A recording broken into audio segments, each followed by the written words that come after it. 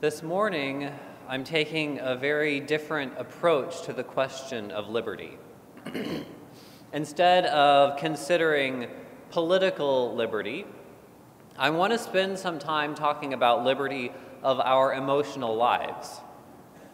Sometimes, at least for me, the biggest barrier to living my best life is myself. Sometimes I, and probably many of you, limit your range of emotions to ones that seem familiar and safe. Sometimes I get stuck in a rut of feeling or thinking the same way, even if it's not a great way of thinking or feeling, but it's safe and familiar. Safe and familiar isn't terrible. It also isn't living up to our best selves. I want to be able to color with every crayon in the box, or to use every spice in my cabinet when the recipe calls for it. I want to fully experience life. I think that is our goal, to fully experience the joy and the difficulty of our lives without being overcome by them. That may be easier said than done, but there are some good strategies.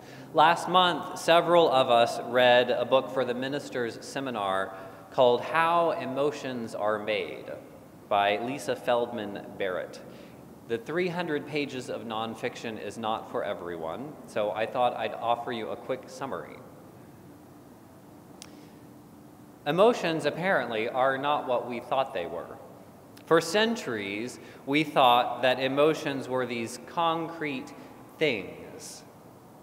We've talked about sadness, happiness, joy, anger, and other emotions with the assumption that all people experience these particular things. Even until very recently, this is what social scientists taught and what they use to help people. But that's not really how emotions work. Did you know that scientists are unable to identify the biology of any particular emotion in our bodies? And they've tried. They have measured our brains to see which parts of our brains are stimulated in different emotions. They've measured our heart rate, our temperature, our blood pressure. They've even carefully measured facial expressions. With all of that measurement, they've failed to identify a common biological experience of even simple emotions.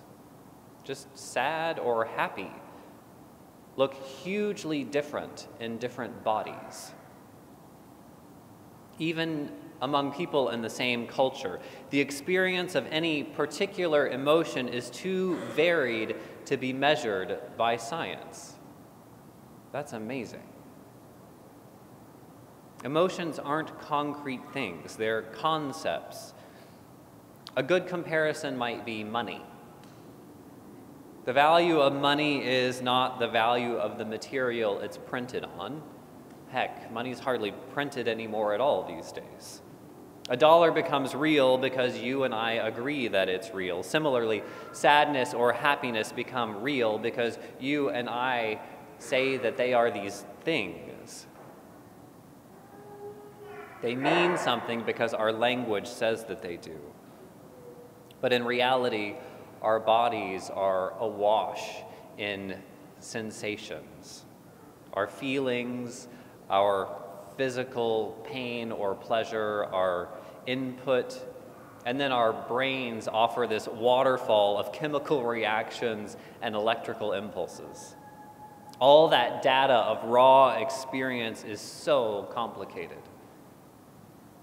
And in our desire to relate to other people, we come up with these words like sad or happy or angry, or if you want to get specific, words like frustrated or anticipation or ennui. All of those words we borrow from one another. So what can we do with that information about knowing how emotions work? Well, we can't control them. There's no happy switch to turn on or off. But since our emotional lives are basically our bodies responding to the world around us, there are some things we can do to feel better. The first is basically what your mother told you and what every doctor or nurse you have ever seen has told you. It's get enough sleep, eat a balanced diet, drink plenty of water, exercise, and try a few new things. Those basic health habits allow your body to feel more secure and to process your emotions. That may be the most disappointing news of the day, right? To be happy, we actually have to change our habits. The other really helpful piece of this learning is about the connection between our bodies and our emotions and getting unstuck. We've all been stuck sometimes in a rut, maybe in anxiety about work or anxiety about the political situation in the United States. Those emotions are fine, but when you can't see beyond them, it's not so helpful. So one of the basic strategies is simply changing your physical location. If you're stuck in an emotional rut, try to get to a different spot. Go for a walk. Go for a trip if you can. Just get outside. And if for some reason you can't get outside, if you're stuck in one place, maybe notice your surroundings. Notice 5 different things, hopefully using different senses. Notice a color. Notice a smell. Notice the feel of fabric or a hot cup of coffee. Notice the sound of birds or traffic. We sometimes forget that we do have some power over what our mind focuses on. I know this is not new information for most of us, but how many times have you been told to exercise and to eat a balanced diet? Reminders are helpful sometimes. Knowing how emotions are made gives us a better idea how to navigate them personally, and it tells us more about how they're made culturally, too. Within our beautifully diverse country, people experience and express their emotions in a huge variety of ways. Some cultures are very upfront about their emotional lives. They demonstrate their feelings in tone of voice and volume. Other cultures keep a tight lid on things. They're more concerned with a particular decorum or the appearance of putting logic before emotions. Now, there are benefits and drawbacks to every culture's range of emotional expression. Talking openly about negative emotions, especially anger, or demonstrating those emotions can be very uncomfortable for people from another culture. I would remind you, though, that conversely, hiding emotions can be just as off-putting. It can seem insincere or even inhuman. So the next time you experience someone expressing emotions in a way that seems strange, remember your culture taught you to express and even to feel in a particular way. Your way of feeling and expressing is no more human, no better than what you are witnessing. And the person you're interacting with is probably just as freaked out by your emotional expression as you are by theirs. I'm not suggesting that it's a free-for-all, do anything, say anything. Verbally attacking someone is not okay. Hatred is not okay. There are limits.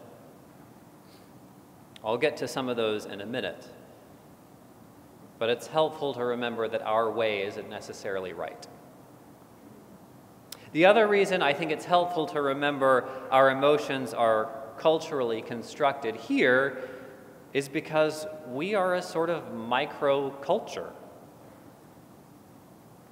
Since emotions are culturally constructed in this community, in this culture, we have an opportunity to impact one another's emotional well-being. If we're careful, we have an opportunity to enhance one another's sense of well-being. Like I said earlier, I think the goal of our emotional lives is to experience them fully, to color with every crayon in the box. To have the opportunity to do that, we need a sense of security that our emotions aren't going to overwhelm us.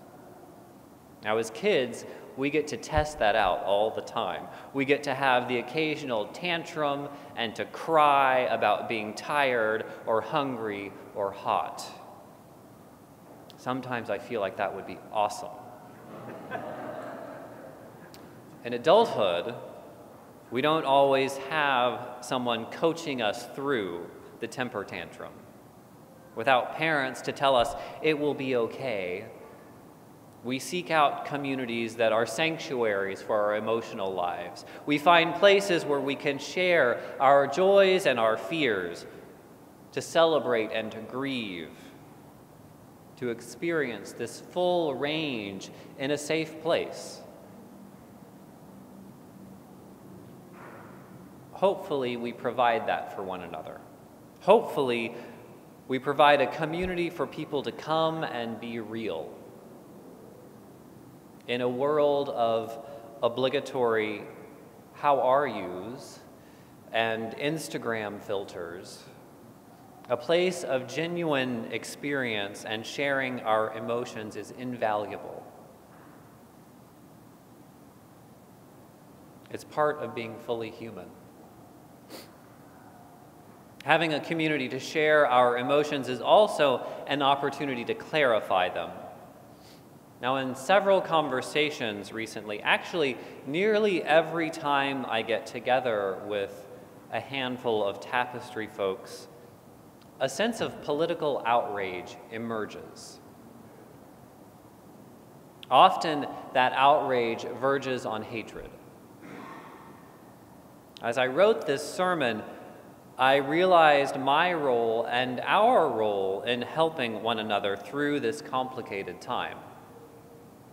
In these heated moments of political frustration, it's worth untangling some of that emotional web.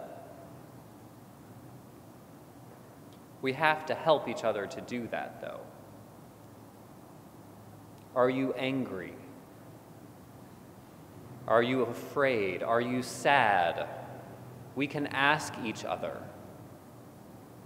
Do you feel powerless? Do you feel confused? All of these are unpleasant but reasonable and okay things to feel. We might also ask, are these feelings making you feel like other people who disagree with you are truly different or inferior? Are these feelings leading you to hate? We're not immune to hatred.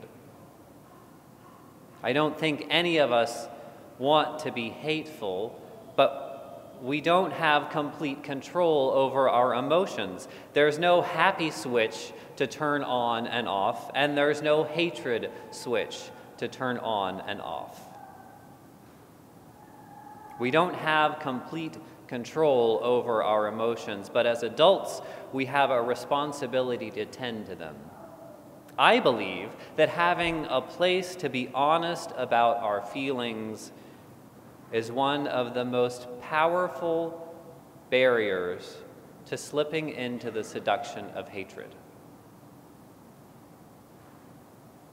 I believe that having a place to express ourselves, to be real, and to be fully human in this scary time might just save us.